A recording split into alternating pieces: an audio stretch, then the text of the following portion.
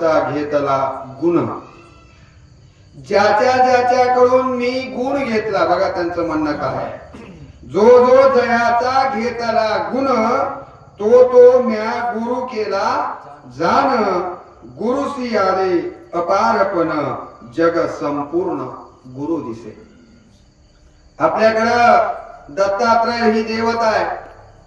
या दत्तात्रय देवतेनं किती गुरु केले हो? 24 गुरु केलेले. आपण माझ्यापेक्षाही अभ्यासू आहात. हे मी त्याच्यावरती एक व्हिडिओ बनवला. माझे 750 विषयावरती बोललोय मी. दत्तांच्या 24 गुरूंच्या वरती बोललोय की दत्तांनी गाईलाच का गुरु केलं, म्हणजे गाईपासून दत्तांनी काय घेतलं. तर नाथ महाराज सांगतात की ज्याच्यापासून जे घेतलं त्याला तुम्ही गुरु म्हणा. आता मी प्रभाकररावजी हे माझे गुरु आहेत. तुम्ही म्हणाल कस काय? एका माणसानं एक व्रत घेऊन कित्येक वर्ष, बघा 24 3 तपापेक्षाही अधिक काळ एक ध्येय डोळ्यासमोर ठेवायचं आणि त्या ध्येयासाठी सर्वस्व अर्पण करायचं. हे जर शिकायचं असेल तर आपल्याला प्रभाकररावजीच्या कडे यावं. मला प्रभाकररावजीचं महत्व वाटत नाही. मला महत्व वाटतं त्यांच्या सौभाग्यवतीचं, मला महत्व वाटतं किरणजीचं. या दोघांनी जर ब्रेक लावला असता तर प्रभाकररावजींना नदी तला मासा म्हणल्यासारखं तडपडावं लागलं असतं. मनात असूनही काही करता आलं नसतं. चिरंजीव त्याच विचाराचे आहे आणि सगळ्यात महत्वाचं त्यांच्या सौभाग्यवती या कामाला सहकार्य करतात. म्हणून मला प्रभाकररावजींच्या बद्दल आदर वाटतो. मला गुरुजींच्याकडे बघितल्याच्या नंतर आदर वाटतो की इतकं वय. आज ते मला, त्यांना मी विचारलं आपलं वय काय, तर ते म्हणाले सध्या मी 18 वर्षाचा. मला 18 नाही म्हणजे उलट करून बघा. 18च्या उलट करा म्हणजे लक्षात येईल. वयाच्या 81व्या वर्षी बुद्धी साबूत राहणं, शरीरानं साथ देणं आणि इतक्या चांगल्या कार्यक्रमांसाठी सतत उपस्थिती लावणं, मला असं वाटतं गुरुजींच्या साठी देखील एकदा आपण टाळ्या वाजवल्या पाहिजे. अशा पद्धतीचं मला त्या या क्षेत्रातले ते खरंच गुरु वाटतात. म्हणजे गुरु म्हणजे कोणतरी वारकरी संप्रदायाचं तुम्हाला माहिती आहे की वारकरी संप्रदाय एक असा संप्रदाय आहे की इथं कान मंत्राला किंवा याला काहीही महत्व नाहीये. तुकाराम महाराजांना तर गुरु कसे प्राप्त झाले हो? स्वप्ना माझी, आपल्याला त्यांचा तो अभंगच माहिती आहे ना. गुरुवारचा वार बघून मला कशा पद्धतीनं स्वप्नात येऊन तूप पावशर मागितलं, हे सगळं तुम्हा सगळ्यांना नेहमीच आपण अभंग म्हणत आलेलो आहोत. तसं तर शास्त्रामध्ये गुरुचे 4 प्रकार सांगितलेले आहेत. गुरु, श्री गुरु, सद्गुरु आणि जगत गुरु. गुरुचे किती प्रकार आहेत? पहिला गुरु, दुसरा श्री गुरु, तिसरा सद्गुरु आणि चौथा या जगामध्ये किती जगत गुरु झाले? नाही, 3 जगत गुरु झाले. पहिला जगत गुरु कोण? वसुदेव सुतम देवम कंस चानूर मर्दनम देवकी परमानंदम कृष्णम वंदे जगत गुरु. मग आहेत की नाही? कृष्ण कोण आहे? जगत गुरु. जगत गुरु. नंबर 2 आद्य शंकराचार्य. आद्य शंकराचार्य हे दुसरे जगत गुरु आहेत. आणि तिसरे जगत गुरु तुकाराम महाराज. करेक्ट, संत तुकाराम महाराज हे तिसरे जगत गुरु आहेत. आता मला गुरु म्हणजे काय, श्री गुरु म्हणजे काय, सद्गुरु म्हणजे काय आणि जगत गुरु म्हणजे काय, यावर आपल्याला 1 तास बोलता येतं. ते मी एका व्हिडिओ मध्ये बोललेलो आहे. बघा, माऊलींचा एक अभंग आहे, तुम्हाला सगळ्यांना माहित असेल, तुम्हाला पाठच आहे तो. असता पाठी राखा इतरांचे लेखा, सद्गुरु सारिका असता पाठी राखा. आता इथं सद्गुरु नाहीये. तिथं मला मुद्दा मी पुढची ओळ घेतली. असता पाठी राखा का म्हटलं? तुम्ही काय म्हणता मला ऐकायचं होतं. तिथं श्री गुरु सारिका. सद्गुरु म्हटलं नाही त्यांनी, श्री गुरु म्हटले. जाणीवपूर्वक श्री का म्हटले त्याच्यावर आपल्याला विस्तारानं बोलतंय. श्री गुरु सारिका असता पाठी राखा इतरांचे लेखा कोण करी. राजी याची कांता काय भीक मागे मनाची ये जोगे सिद्धी पावे कल्पतरू तळवटी जो जो कोणी बैसला काय येऊ नये त्याला सांगा जोजी ज्ञानदेव म्हणे तरलो तरलो आणि आता उद्धरलो. गुरु कृपा कशामुळे उद्धरलो? एका ओवीवरती मी बोललोय, प्रवचन आहे माझं. जाणतेनी गुरु भजिजे तेने कृतकार्य होईजे मूळ सिंचने सहजे शाखा पल्लव संतोष. या ओवीवर बोललोय मी माझ्याच गावात प्रवचन करताना. किती सुंदर ओवी आहे, किती आशयपूर्ण ओवी आहे. अर्ध्या ओवीमध्ये गुरुचं महत्व आहे प्रभाकररावजी, आणि अर्ध्या ओवीमध्ये दृष्टांत दिलेला आहे. जाणतेनी गुरु भजिजे तेने कृतकार्य होईजे, आणि पुढे अर्ध्या ओवीमध्ये दृष्टांत आहे. काय आहे? मूळ सिंचने सहजे शाखा पल्लव संतोष. म्हणजे काय? जाणत्या माणसानं आपल्या आयुष्यामध्ये दुसरी कोणतीही भक्ती नाही केली तरी चालतं. कोणती भक्ती करावी? जो मी आज विषय निवडलाय, कोणती भक्ती करावी? गुरुची भक्ती. पुढे त्यांनी सांगितलं की मूळ सिंचने सहजे शाखा पल्लव संतोषती. आता इथं झाड आहे, त्या झाडाला शाखा म्हणजे फाटे आपण म्हणतो खेड्यामध्ये, फाटे आणि फांद्या. आणि त्या फांद्या हिरव्यागार राहायच्या असतील, त्या फांद्या टवटवीत राहायच्या असतील तर आपण काय करावं? त्या झाडावर चढावं आणि त्या फांद्यावर पाणी टाकावं. नाही ना? मूळ सिंचने सहजे आणि मग शाखा पल्लव. फांद्यावर जाऊन पाणी टाकायची गरज आहे का सोमनाथजी? जर तुम्हाला झाडाला चांगले फळं यावी वाटत असेल, फुलं यावं वाटत असेल, त्याच्या फांद्या टवटवीत हिरव्यागार वाढाव्यात असं वाटत असेल तर पाणी कुठं घालावं लागतं? बुडाला घालावं लागतं. तसं तुम्हाला संसार असेल, परमार्थ असेल, आधी संसार सुफळ झाला की माय जर करायचं असेल तर त्यासाठी तुम्हाला जाणतेनी काय भजिजे? गुरु भजिजे. जवळपास ज्ञानेश्वरी मध्ये माऊलींनी 72 ओव्या गुरुचं वर्णन करण्यात लिहिलेले आहे. एका ओवीमध्ये तर माऊलींनी स्पष्ट सांगितलंय काय? प्रभू तुम्ही महेशाची मूर्ती. गुरुला काय म्हटलंय? आमचे वर्गमित्र आले बघा, आम्ही 10वी पर्यंत एका शाळेमध्ये शिकलेलो आहे किनगावला. गुरुजी नमस्कार. काय म्हटलंय? आपला विषय काय चालला होता? प्रभू तुम्ही महेशाची मूर्ती. गुरुला देवाच्या ठिकाणी बसवण्याचं काम माऊलींनी केलेलं. आणि वारकरी संप्रदायाची जर परंपरा बघितली तर तुमच्या लक्षात ती जाऊ द्या. आता मी थोडस सुरुवातीकडनंच येतो. मला गुरुजींनी सांगितलेली व्याख्या फार आवडली. फुलवाडकर सरा म्हणाले की गुरु म्हणजे काय? गुरु म्हणजे मोठा आणि लघु म्हणजे लहान. मला वाटतं गणितामध्ये गुरु लघु आहे ना? प्रत्येकाला गुरु व्हायचंय, मोठं व्हायचंय, पण संगत लघुची आपण करतो म्हणून आपण गुरु होत नाही. मलाही जर गुरु व्हायचं असेल तर मला संगत कुणाची करावी लागेल? मोठ्याची म्हणजेच गुरुची करावी लागेल, तरच मला गुरु होता येणार आहे. म्हणून लघु अवस्थेकडून गुरु अवस्थेकडे जो घेऊन जातो त्याला काय म्हणतात? गुरु असं म्हणतात. आता खालची ओळ तुम्हाला आवडेल, मलाही फार आवडली म्हणून नोट करून घेतलेली आहे. काय ओळ आहे बघा? जीवास गुरु नसेल तर जीवन गुरासारखं होईल. जीवाला गुरु जर नाही मिळाला तर हा जीव कशासारखा होईल?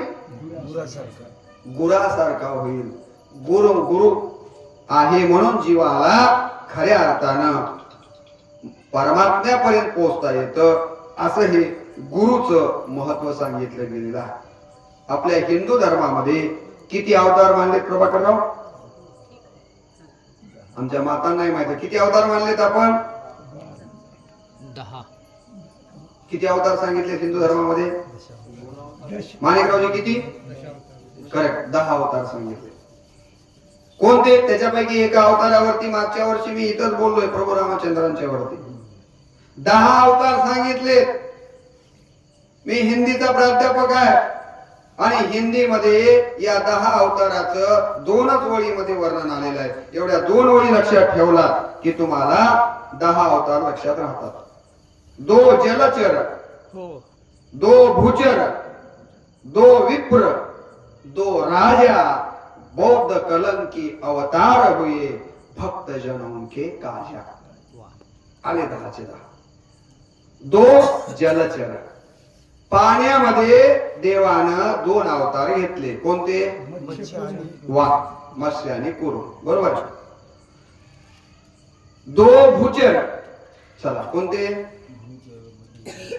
2 भूचर, वराह आणि नरसिंह. झाले 4. 2 जलचर, 2 भूचर, 2 विप्र. ब्राह्मणाच्या वेशामध्ये 2 अवतार घेतले. कोणते? राम आणि वामन आणि परशुराम. लक्षात आलं? 2 जलचर, 2 भूचर, 2 विप्र, 2 राजा. आता तो म्हणले राम आणि कृष्ण. 2 राजा, बौद्ध 9 कलंकी, बौद्ध कलंकी अवतार हुए, भक्त जनों के.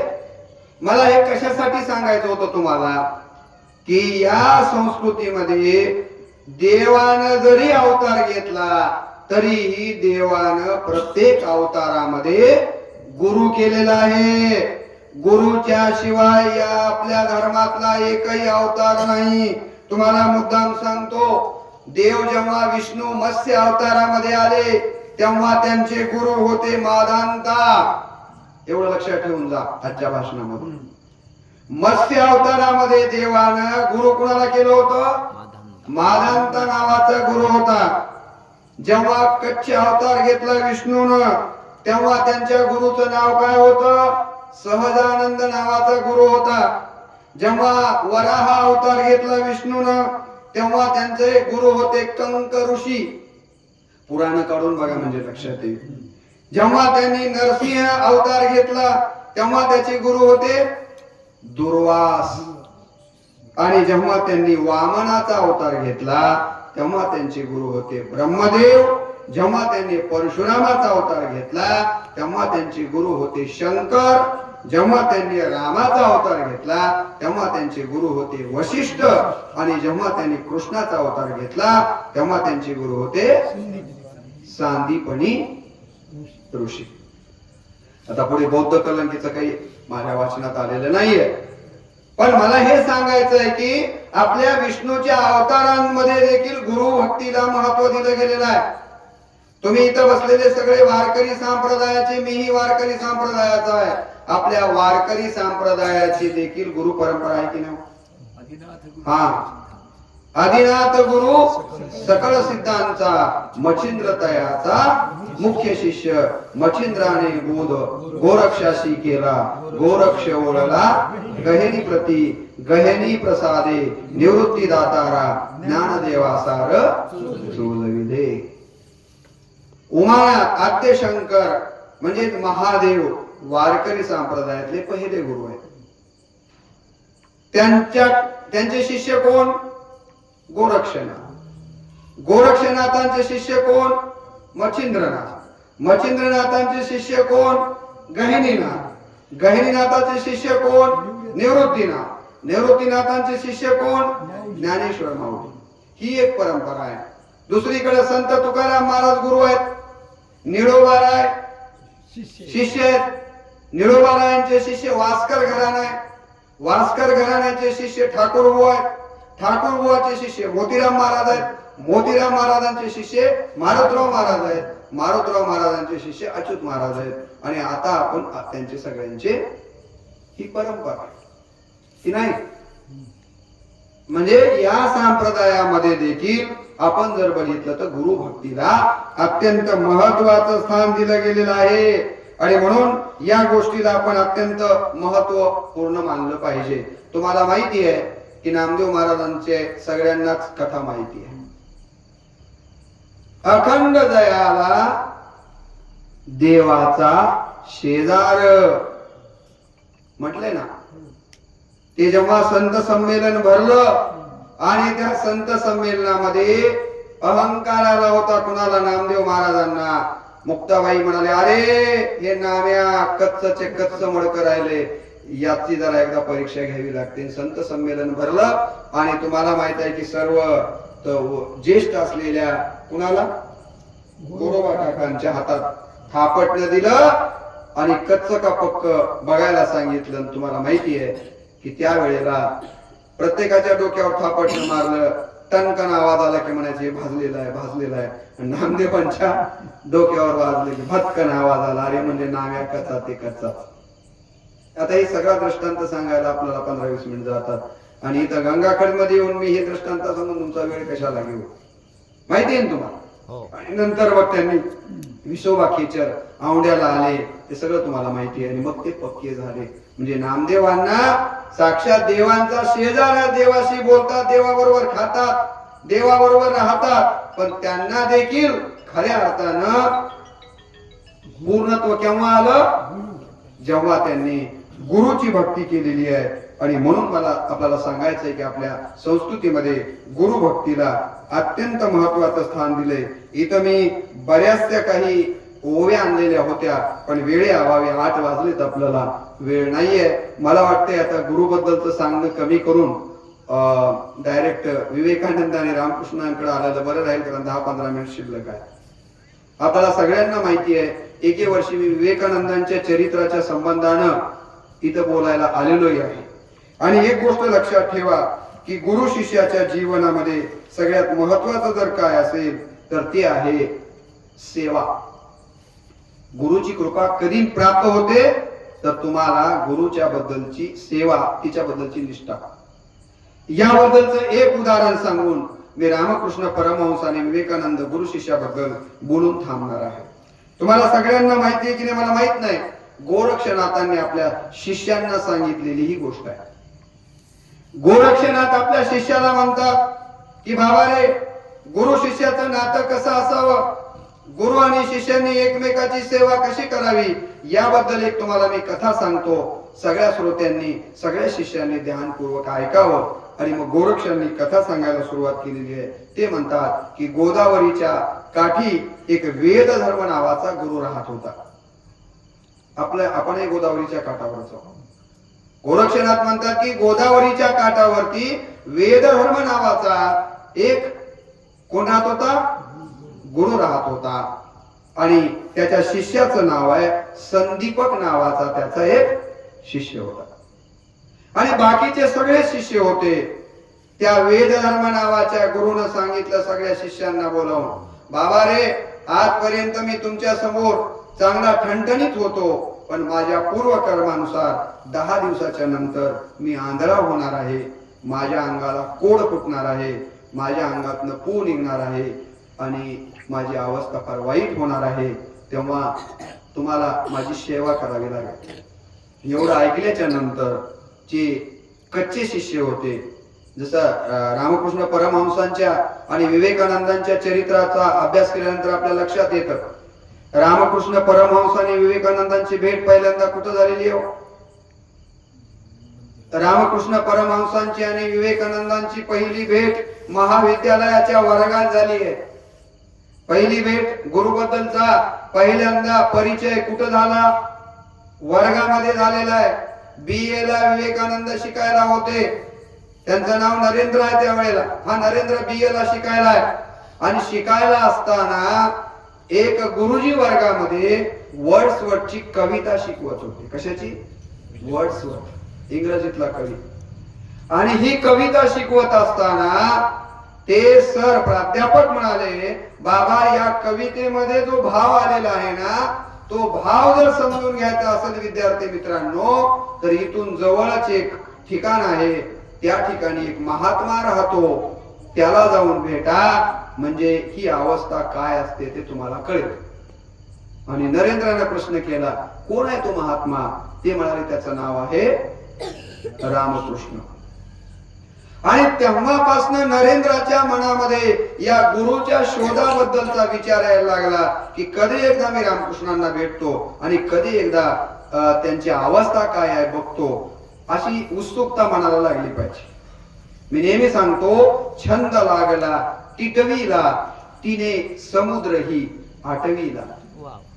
समुद्राला आटवण्याची ताकद टिटवीत बी येऊ शकते, पण तेवढा छंद लागावा लागतो. छंद नसेल तर देरे हरी पलंगावर काही मिळत नाही. सारखा छंद लागलाय त्याला की मला रामकृष्ण माझे गुरु कधी भेटतील. आणि एकदा तुमच्या मनात उत्कंठा निर्माण झाली ना, तर हा निसर्गच, देवच आपल्या समोर ते आणून उभं करतो. घडलं असं की हा नरेंद्र आणि त्याचा एक मित्र सुरेंद्र नावाचा मित्र होता. त्या सुरेंद्र नावाच्या मित्राच्या घरी भजन ठेवलेलं होतं. कुठला कार्यक्रम आहे? भजनाचा कार्यक्रम ठेवलेला होता. आणि त्या सुरेंद्रानं सांगितलं, अरे नरेंद्रा, तुला ज्या रामकृष्ण परमहंसाला भेटायची उत्सुकता आहे की नाही, ते आज भजन ऐकायला माझ्या घरी येणार आहेत, तूही माझ्या घरी ये. आणि नरेंद्राला रात्रभर झोप आली नाही की उद्या आपल्या मित्राच्या घरी ज्यांना मला गुरु म्हणून बघायचे ते भेटणार आहे. कांदे सर, आपणही उपस्थित झालात, मनपूर्वक आभार. आणि मग दुसऱ्या दिवशी सुरेंद्राच्या घरी नरेंद्र गेलेला आहे. आणि तुम्हाला माहिती आहे की नाही मला माहित नाही, नरेंद्र उत्कृष्ट गायक होते. विवेकानंदांचं गायन फार पट्टीचं होतं. त्या सुरेंद्राच्या घरी भजन चालू आहे आणि त्या भजनामध्ये सुरेंद्राने सांगितले, नरेंद्र एक भजन म्हण. आणि एवढ्या स्वरामध्ये या नरेंद्रानं भजन म्हटलं की ते भजन ऐकलं आणि रामकृष्ण परमहंसांनी त्याला जवळ बोलवलं, त्याच्या पाठीवरून हात फिरवला, म्हणाले वा, शाबास बेटा, छान आहे, छान.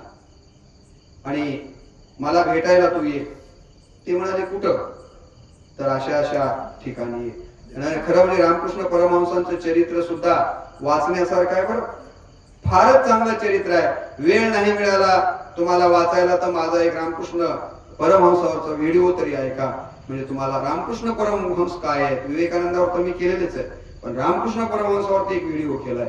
काय कमाल आहे बघा.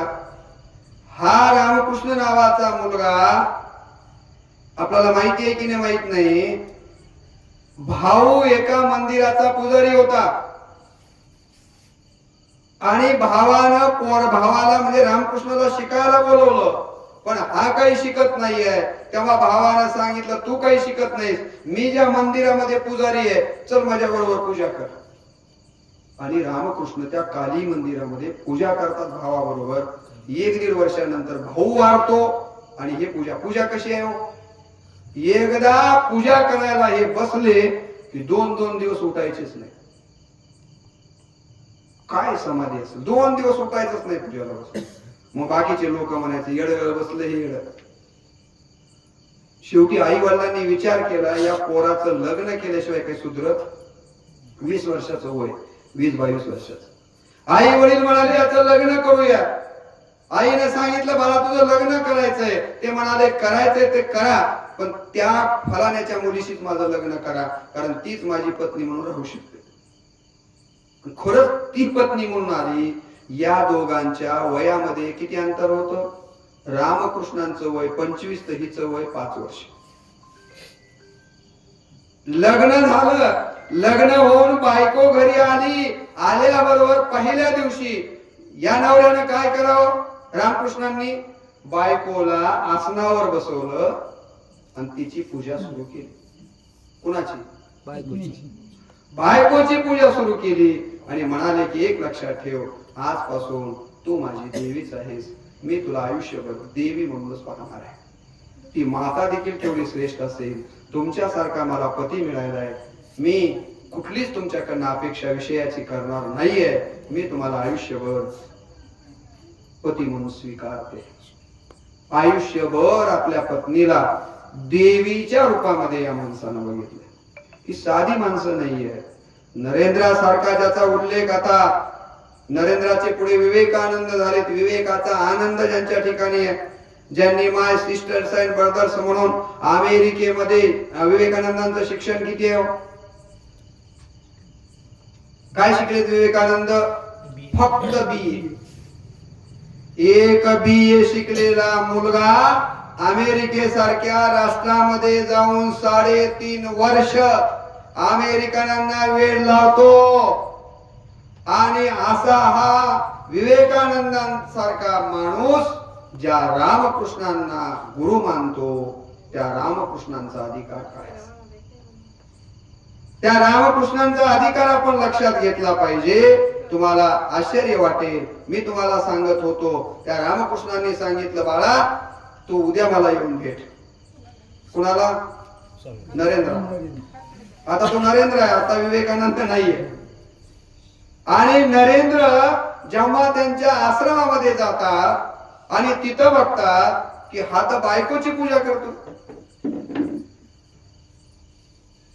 माणूस जेव्हा कच्चा असतो तेव्हा त्याला पुढच्या माणसाचं महत्व कळत नाही. प्रभाकररावजीचं महत्व कळायला प्रभाकररावजीच्या दृष्टीचा माणूस लागल, नाही तर बाकीचे लोक काय म्हणणार आहे, येडा माणूस आहे हो, आता रिटायर झाल्यानंतर बी उठसूट म्हणतील की. पण इतिहास कुणाचा आहे? इतिहास कुणाचा लिहिला गेला? जे वर्तमानामध्ये वेडे समजले गेले त्यांचाच इतिहास लिहिला गेलाय. जे स्वतःला शहाणे समजले त्यांच्या पोरांनी त्यांचे फोटो सुद्धा घरात लावले नाहीत. कारण म्हटले आजच्या मॉडर्न माणसांना म्हाताऱ्याचा फोटो काही मॅच होण्यासारखा नाहीये. बरोबर आहे. नरेंद्राच्या लक्षात आलं नाही म्हणजे काय वेड्यासारखा माणूस आहे. अक्षरशः तुम्हाला नरेंद्राचं चरित्र सांगायला लागलं तर नरेंद्रांचे वडील वारले, घरची गरिबी आहे. वडील वारल्याच्या नंतर या नरेंद्रानं हा विचार केला होता, कोणता? नोकरी करायचा विचार केला. जगाला तत्वज्ञान सांगणारा हा नरेंद्र, त्याला सुरुवातीला अनुवादकाची नोकरी करावी लागली. तुम्ही नोकरीचं पुढचं सांगितलं. वडील वारल्याच्या नंतर नरेंद्रानं पहिला विचार केला होता आत्महत्या करायचा. परंतु या आत्महत्येपासून परावृत्त करण्याचं काम कोण केलं? गुरु रामकृष्णांनी केलं. रामकृष्णांच्याकडे गेले नरेंद्र आणि म्हणाले की मला वाटतं या जगामध्ये राहू नये, हे जग सोडून जावं. गुरु म्हणाले बाळा असं का वाटतं, माझ्या शिष्या काय झालं असं? तर ते म्हणाले मला माझ्या बहिणी उपाशी राहतात, माझा भाऊ उपाशी राहतो आणि ही सगळी गरिबी पाहवत नाहीये, त्यापेक्षा वाटतं हे जग सोडून जावं. त्यावेळेला काय सांगितलं माहितीये तुम्हाला? गुरु कशासाठी असतो? गुरुला शब्द आलेला आहे तीर्थंकर. गुरुला काय शब्द आहे? जैनामध्ये तीर्थंकर म्हणतात. तीर्थंकर म्हणजे नावाडी. नावाडी काय करतो माझ्या मायावा? या तीरावरून त्या तीरावर घेऊन जाण्याचं काम नावाडी करतो. त्याप्रमाणे गुरु हा अज्ञान रूपी तीरावरून ज्ञान रूपी तीरावर घेऊन जाण्याचं काम करतो. अविवेक रूपी तीरावरून विवेक रूपी तीरावर घेऊन जाण्याचं काम करतो. रामकृष्णांनी अविवेक मनामध्ये नरेंद्राच्या आलेला होता मरण्याचा, तो अविवेक बाजूला सारला आणि विवेक पेरण्याचं काम केलं. म्हणून या जगाला विवेकानंद मिळू शकले. ते म्हणाले मरायचा विचार करतोय कशासाठी? म्हणले मी माझी गरिबी आहे आणि हे पाहवत नाही. मग एक काम कर की म्हटले, जा त्या देवीकडे जाऊन काहीतरी माग, तुला देवी निश्चितच देईल. म्हणले खरंच देईल की? नक्की देईल. आणि असं सांगितलं जातं की हा नरेंद्र देवीच्या समोर गेलेत आणि देवीची भक्ती केली आहे. देवी प्रसन्न झाली आणि देवीने प्रसन्न होऊन सांगितलं बाळा मी तुझ्यावर प्रसन्न आहे, काय मागायचंय ते माग. त्यावेळेला नरेंद्राने काय मागावं ठरवलं? काय होतं? आपली सुस्थिती व्हावी म्हणून. पण मागितलं हे देवी द्यायचंच असेल तर ज्ञान दे, भक्ती दे, वैराग्य दे. आणि रामकृष्णांच्याकडे आल्याच्या नंतर रामकृष्णांनी विचारलं काय मागितलं? गुरुजी म्हणाले मागायचं एक वाजतंय आणि देवी आली की मी दुसरंच मागतो. माझ्या मनात एक असतंय पण मी दुसरंच मागतो. तेव्हा लक्षात आलं कुणाच्या? रामकृष्णाचे की हे अजब रसायन आहे, हे काही साधा शिष्य नाहीये, हे पोहोचलेला शिष्य आहे. आणि मग नंतर त्यांना संन्यास दीक्षा दिलेली आहे. आणि तुम्हाला माहिती आहे की रामकृष्ण परमहंस जेव्हा त्यांना कशाचा कॅन्सर होता, गळ्याचा कॅन्सर होता, तुम्हाला माहित असेल. गुरुला कशाचा कॅन्सर होता? रामकृष्ण परमहंसांना गळ्याचा कॅन्सर होता. सारखा त्रास व्हायला लागायचा बोलताना.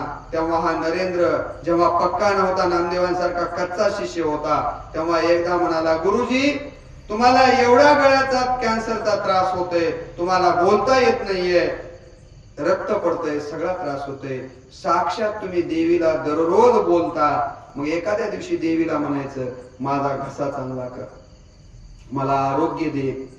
त्यावेळेला गुरु कसे असतात बघा. त्यावेळेला रामकृष्ण परमहंस म्हणाले की वेड्या, शरीराचे भोग हे भोगून संपायचे असतात, ते आपल्या ईश्वरी शक्तीकडं दूर करण्यासाठीची मागणी करायची नसते. मी हा विषय तिथपर्यंत का नेला तर मला वाटलं ट्रेन आली म्हणून कळालं तर हे विवेकानंद आणि रामकृष्ण राहून जातील म्हणून. पण आपला विषय चालला होता एका तुम्हाला मी सांगत होतो गोरक्षनाथाच्या गोष्टीबद्दल, बरोबर आहे. मी आपल्याला सांगत होतो की वेद धर्म नावाचा गुरु आहे, त्याचा संदीपक नावाचा शिष्य आहे. त्यानं सांगितलं की मला आणखी 10 दिवसानंतर काय होणार आहे, मी आंधळा होणार आहे, मला कोड फुटणार आहे, माझा अंगातनं पू वगैरे निघणार आहे. ज्यांना सेवा करायचे त्यांनी थांबावं. जे जगे म्हणून आलेले होते ते एक एक म्हणले ह्याच्या जवळ राहण्यात काही मजा इथं काय मिळणार, गेले नाही. फक्त एकच राहिला ज्याचं नाव आहे संदीपक.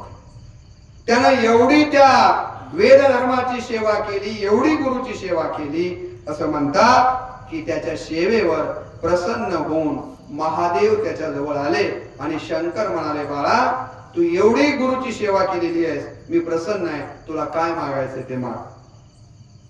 त्यावेळेला हा संदीपक पळत आपल्या गुरुच्याकडे आला. कुणाकडं? वेद धर्माकडे आला आणि म्हणाला, गुरुजी तुमची भक्ती केल्यानं मला शंकर प्रसन्न झाले आणि म्हणतायत काय मागायचे ते माग. गुरुजी मला वाटतं की मी हे मागू का? काय मागतो? मला वाटतंय तुमचं हे सगळं आंधळे पण निघून जावं, तुमचं हे फुटलेलं सगळं अंगाचं निघून जावं, माझा गुरु चांगला व्हावा, असं मागू का? गुरुनं शिष्याकडे बघितलं. का? कंटाळाच का माझ्या सेवेला? कंटाळाला माझ्या सेवेचा? एवढे शब्द ऐकल्याबरोबर त्याच्या लक्षात आलं. तो परत गेला. दोघांचं संभाषण चाललंय ते महादेवांनी ऐकलं म्हणून शंकर तिकडलं तिकडून न देताच निघून गेले. नंतर या संदीपकनं अनेक वर्ष कुणाची सेवा केली? वेद धर्माची सेवा केली. विष्णू प्रसन्न झाले. हे गोरक्षनाथ आपल्या शिष्यांना सांगतायत बरं सेवेचं महत्व. आणि विष्णू म्हणाले, तुला काय पाहिजे? मी प्रसन्न आहे तुझ्या गुरुभक्तीवर. त्यावेळेला हा संदीपक नावाचा शिष्य म्हणाला, मला दुसरं तिसरं काहीच नको आहे, मला एकच हवं आहे की माझ्या गुरुच्या चरणावरती जी माझी श्रद्धा आहे ती श्रद्धा अशीच टिकून राहू दे, दुसरं मला काहीच नको आहे. आणि विष्णू तथास्तु म्हणाले. वेद धर्म प्रसन्न झाले आणि वेद धर्मानं आपलं सगळं ज्ञान त्या शिष्याला देऊन सांगितलं, टाकलं. अशी ही गुरुभक्ती, गुरुची सेवा केल्याशिवाय आपल्याला काही प्राप्त होत नाही. म्हणून गोरक्षनाथ शिष्याना गुरुभक्तीचं आणि गुरुसेवेचं महत्व विशद करतात. आता मी इथे तुम्हाला रामकृष्ण आणि विवेकानंदांनी गुरुच्या बद्दल काय काय सांगितलंय याबद्दलचा देखील विचार मला आपल्या समोर मांडता आला असता, परंतु जवळपास वेळ संपलेला आहे आणि निघाले ना, त्यामुळं मला असं वाटतं की पुढचा व्यत्यय होणार नाही. म्हणून आम्ही 7:15 ते 8:15 1 तासाचा वेळ घेतलेला होता, तो संपत आलेला आहे. आपण जर बघितलं तर अलीकडं गुरु शिष्याच्या बद्दलचं वातावरण फार बिघडलेलं आहे. तुम्हाला ते किती पटेल मला माहित नाही, पण एका ठिकाणी मी वाचलं होतं, आधुनिक काळात गुरु शिष्याचं असं नातं आहे, गुरुजीच्या बियर बारवर शिष्याचं खातं आहे. गुरुजीच्या बियर बारवर शिष्याचं खातं आहे. ही गुरु शिष्य परंपरा अलीकडे आपल्याकडे यायला लागलेली आहे. आता साने गुरुजींच्या पेक्षा नाणे गुरुजी वाढायला लागलेले आहेत. पूर्वी मानवता हीच खऱ्या अर्थानं गुणवत्ता होती. आता पैसा ही गुणवत्ता, मार्क्स ही गुणवत्ता झालेली आहे. आपण गुणवंतांचा सत्कार म्हणतो, परंतु तो मार्कवंतांचा सत्कार असतो, तो अंकवंतांचा सत्कार असतो, तो गुणवंतांचा सत्कार नसतो. गुणवंत कुणाला म्हणावं हे आपण कधीतरी समजून घेतलं पाहिजे. गुणवंत ते आहे ज्याच्या आचार विचारा आणि उच्चारामध्ये समन्वय आहे, ज्याला